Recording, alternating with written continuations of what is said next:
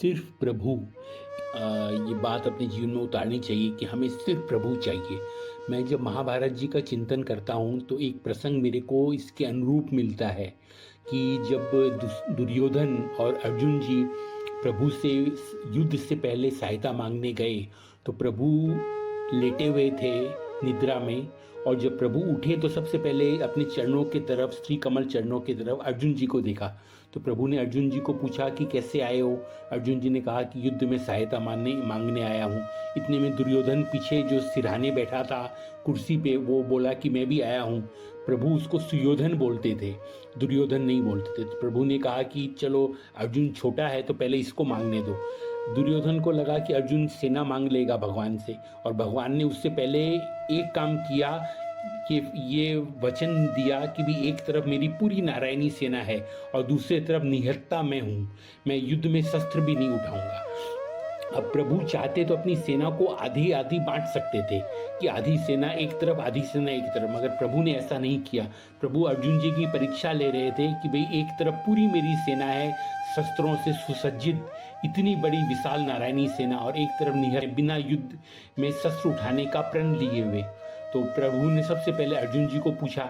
दुर्योधन को लगा कि अर्जुन जी तो सेना ले लेंगे। अर्जुन जी ने कहा कि मेरे को केशव आप चाहिए, आपके अलावा कुछ नहीं चाहिए। प्रभु ने फिर कहा कि अरे ये छोटा है, इसको सोचने दो एक बार। वापस दुर्योधन ने कहा कि इसने तो मांग लिया सेना आपको, अब सेना मेरी हो गई। प्रभु ने कहा एक बार और इसको सोचने दो।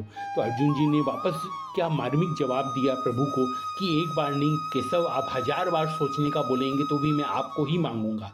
तो दुर्योधन खुश होकर सेना लेके चला गया। प्रभु ने अर्जुन जी को पूछा कि भाई दुर्योधन ने तो इतनी बड़ी सेना ले ली और तुमने मेरे को लिया, मैं क्या काम आऊँगा। अर्जुन जी ने कितना मार्मिक उत्तर दिया कि मेरे को सिर्फ आप चाहिए, मैं कभी सोच भी नहीं सकता कि विपक्ष में मैं कभी आपको देखूं, इसलिए मेरे को मेरे पक्ष में आप चाहिए। मेरे को युद्ध में आपकी कोई सहायता की जरूरत नहीं है, आपके शस्त्र उठाने की जरूरत नहीं है, वो मैं सब कर लूँगा, मगर बस मेरे को आपका साथ चाहिए, सिर्फ मेरे को आपका साथ चाहिए, आप मेरे पक्ष में होने चाहिए। कि कितनी बड़ी बात है, कितनी बड़ी बात है। हम भी जीवन में बस इतना कर लें कि प्रभु को अपने पक्ष में कर लें कि हमें सिर्फ प्रभु चाहिए और कुछ नहीं चाहिए। तो प्रभु उसके बाद ऐसा शास्त्रों में वर्णित है कि जिस तरफ प्रभु होते हैं विजय स्त्री उस तरफ अपने आप आती ही आती है। प्रभु ने शस्त्र नहीं उठाया पूरे युद्ध में। भीष्म पितामह की प्रतिज्ञा को पूरी करने के लिए एक बार चक्र जरूर, पहिए का चक्कर उठाया, मगर उसके अलावा कोई भी प्रभु ने युद्ध नहीं किया।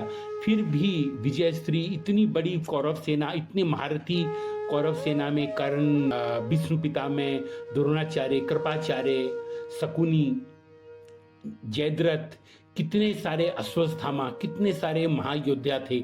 फिर भी अर्जुन जी और युधिष्ठिर जी और भीम, नकुल, सहदेव की छोटी सी सेना ने उसको पार पा लिया। क्यों?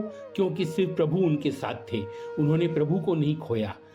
ये जीवन की सबसे बड़ी उपलब्धि पांडवों की थी कि उन्होंने प्रभु को कभी जीवन में बिसारा नहीं, प्रभु को कभी खोया नहीं, और जब भी चुनाव करने का समय आया प्रभु को ही चुना।